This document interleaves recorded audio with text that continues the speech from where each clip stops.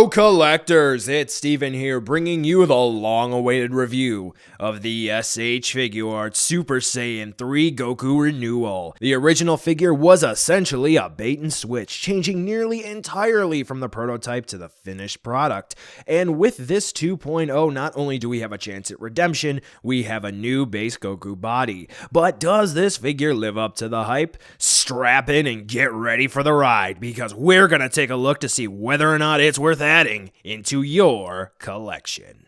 While not a straight bait and switch here with an entirely different paint scheme from the prototype, this figure here does have a few issues and questionable design choices with the paint and decal applications, which will undoubtedly turn some people off. However, aside from one moronic quality control issue on mine, the rest of the figure is fantabulous in how it looks, and I gotta say, this is one body I wouldn't mind paying for again and again and again. Wait a minute. So Goku's face is one of the big issues with this figure, and you'll see this more in the accessory section with the different faces. The eye decals have weird applications to them. The lines around the eyes are a complete contrast to the rest of the figure, making it look very unnatural and unsettling. The mouths across all the faces as well, with little dimensions to them. The faces all look like Goku's a skeleton with skin that's super tight, almost like it's a Halloween prop. It's kind of scary depending on what kind of light you look at it in. Some won't mind this, but yeah, it is an issue. Now the hair, and this is another issue that some really don't like, but think about it from the point of the anime being the source material and not the manga. Goku's hair is nice and spiky, and admittedly, it could be a bit longer. But what's neat with this hair, instead of it just being yellow with maybe a little bit of orange shading like some of the other Super Saiyan figures we've had in the past, this hair is a nice sparkly metallic gold, which is what happened when he first transformed in front of Fat Boo on Earth when he came back for that short amount of time. Given his default in the package look is with the halo, we'll take a look at that later in the accessory section. This is really cool that they were able to really recreate that effect so accurately. Not everyone likes it, but it's admirable to say the least. Now, the main issue comes from the fact that the faceplates have hair that seem to have the effect more pronounced than the rest of the hair, depending on how the light hits it. It definitely looks like it's more saturated up front. Now the rest of the figure. The sculpted waves and wrinkles on the figure do look nice, rather convincing that we actually have clothing here, with relatively clean paint application on the blue and the orange portions. However, when you have spots like the wristband, we do have occasional blue streakage here or there. On my original base Goku figure, the two that I received in total, there was a serious paint transfer issue. But here, not really. One issue that I would have to say is consistent across figures is that this dude is really pasty white. Like, what is going on here? He's Broly levels of pale. Not a fan of that, but yeah, he does need a tan. But like I said, the rest of the body, aside from minor issues here and there with quality control, which could vary from figure to figure, maybe a bit too much spray here, some slop here or there on the boots, the paint is pretty spot on, and the sculpt is great for this new body. Now, remember that quality control issue I mentioned earlier? Here it is. Go ahead, place your bets on how I got it. I'll tell you in just a little bit, but comment down below right now. I want to hear your ideas. Now, the figure's not perfect, nothing is, but a good amount of people should be pleased with how the figure looks. Okay, Goku's articulation. The updated body is very nice, but there are still a few drawbacks to this guy. So what do we have? How does everything work? So the head, let's get that out of the way right now. We can do this by popping off the face. It's a literal swivel hinge combo. So the head, where it attaches into the neck, it moves left and right and up and down. It doesn't pivot on a ball joint or anything like that like you would on any other type of Figuarts. So for Goku's head, you cannot get his neck to stay straight and have him cock it from side to side. So let's say you were to have Goku look back like this, right? Right. You would have to move the neck and the hair. So you can't move his head like this. See what I'm trying to do here? Yeah, you can't do that. Swivel, hinge. forward and back. And the hair, unfortunately, does block the articulation to get him to look up a little bit, but you'll see a little bit later that's just talking about that joint. And then looking down, about that far. But what's really cool about this is that joint construction and configuration, it allows for great stability for Goku's hair. So if you wanted to, let's just get this real quick here. Unlike the original one, he stands perfectly fine without any need for support from a stand, and his neck isn't bobbing in one way or the other. So that's great to see. Speaking of the hair, real quick, it is articulated in a few points. We do have a ball joint here for this section of the hair, and then it seems like we have a swivel for this section here. So you can actually turn Goku's hair to one side or the other like that. There is another section behind this part where Goku's face plates plug in. You can see it wiggling around, but unfortunately, I haven't been able to move that. So it might be on a swivel, it might be on a ball joint, I don't know. It might not even be a joint at all. It just might be the way it's constructed. But yes, we do have some articulation in the hair, and it looks really nice. You've seen that in some of the pictures. So aside from that, we do have a ball jointed neck where it plugs into the body. So you can get Goku to sort of rock around and get him to move forward and back a little bit at that joint. So aside from the joint where the head plugs into the neck being a swivel hinge, you know, that works, and that sort of helps to get around that a little bit. For the shoulders, pretty much what you're used to for a Goku Figuarts. We have a ball joint that plugs in, and then we have a hinge that allows you to move the arm up and down. We do unfortunately have this floating shoulder piece that plugs into the shoulder on a ball joint, so yeah, you're going to have a little issue there. You can move it down and whatnot. But yeah, it can be a bit of a headache. But we do have a little bit of what's known as a butterfly hinge that allows you to move, or a butterfly joint, it's a hinge, that allows you to move Goku's arms forward and back at the shoulder. But for our Kamehameha, you know, it kind of works. Obviously, the hands are inappropriate, but you know, you got to fudge it a little bit, but that works. Unfortunately, this shoulder joint on mine, the hinge is really stuck, so I got to put some real effort into there. We do have a bicep swivel, as you're all used to, with double hinges at the elbow, as usual, and then the swivel hinge at the wrist with a ball joint connection where the hands plug in, as you can see here, because you're going to have the hands swivel around and move in one direction like that. So that is a swivel hinge connection there. Now, here's where the 2.0 body construction comes into play and some new joints that we have. We have an ab crunch, finally. Thank goodness. And we do have a ball joint at the waist too. So we can really get Goku to look up. So that kind of takes care of the issue of Goku's neck joint where the head plugs in, not being able to look up too far. Yeah, that kind of takes care of that.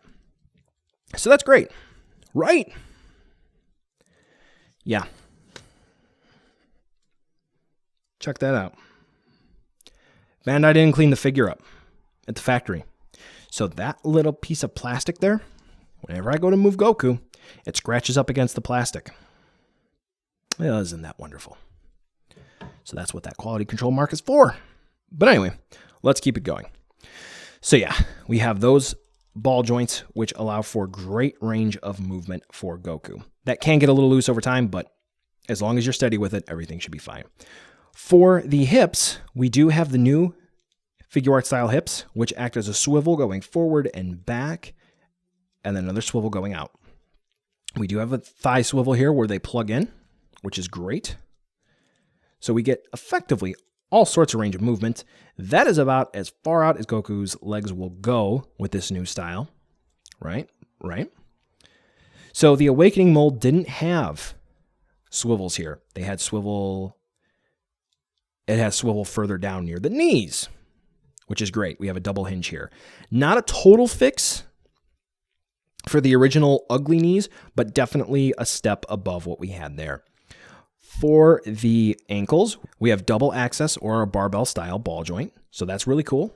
Great range of movement. We get almost perfect ankle rocker, which is much better than the original Goku body. And then we do have a toe hinge, allows you to move up, but move down, no. So overall, for the articulation for the new Goku body and for Super Saiyan 3 Goku in specific, it is good. Yes, it is good. There are some drawbacks. I'm not a fan of the new joint where the head plugs into the neck, but still, this is a nicely engineered figure. Accessories, let's get to it. Short, sweet, and to the point. We get a halo, which comes default in the box, 3 extra faces, and a slew of hands. We also get a Tamashii Stage Act 4 support arm and base to help display Goku. A little downgrade in one area I'll mention at the end of the section from the original release, but for right now, let's look at the halo. It plugs into Goku's head by a little translucent pole, and it fits right into a hole in the head. The halo is a nice yellow color, and you can spin it around to your liking, so it doesn't have to be exactly in center with Goku's head. Now the faces, and like I said earlier, yeah, we have some iffy results here. We get the default smirking face in the box, and we get a neutral face with the eyes looking off to the side. So really, no true neutral expression here. We get a teeth gritting face, and we get a daddy needs to be more gentle face. Seriously, what's wrong with his eyes here? The decals are too far apart. Is this supposed to be when he's fighting Beerus in Dragon Ball Super? What's going on here? Yeah. Anyway, swapping the faces is easy enough by just pulling the faceplates off, but they can be a pain to pop back on because of the soft plastic used, and it sort of feels like it's secure, but in reality it isn't. But then you can just try again. Yeah, I kind of fumble around here, but it works. We get good enough options here. But between the faceplates and the extra hands, we get even more. We get splayed hands, fists, left and right instant transmission hands, Kamehameha. We get the works with 6 sets in total, all swapped out by the usual method of gripping at the wrist and pulling, then popping the new ones on. Then, finally, the accessory we all know and love, the stand, Tamashii Stage Act 4. Now, the issue here is that the support claw really doesn't work well with the new Goku body, whether it's just because of the weight or just because of the way everything is angled. Yeah, the slightest bump knocks mine off of the stand. And the arm on mine is rather loose, and it requires very, very precise balancing. This looseness admittedly can be fixed with tightening of the screws, but that claw issue, it can't be. I've even tried with some Saint Seiya support stands, doesn't happen. But for general standing support, hey, it works. All in all, we get a good amount of items to go with Goku in a few different poses, though a normal neutral face would have really sealed the deal. However, we do lose out on effect parts here, which really sucks because at nearly $60 through a North American retailer, big hair and all, it really feels like we should have gotten more, especially since this body is going to be used, at least 7 times before we get a 3.0 Goku? Come on, we all know that's going to happen. Even still, we do have other effects, like this Obitsu one shown here, to add to your display. Now, if you need help finding those effect parts and figuring out what works best, even if it's a Dragon Fist you'd like to find, click the card in the top right-hand corner. Anyway, all in all, the accessories that we get with Goku are a bare minimum, but they do fit the character. Here's your size comparison with some other figures you just might have. So if you think he's about as big as some of your other SH Figuarts on your shelf, chances are you're probably right.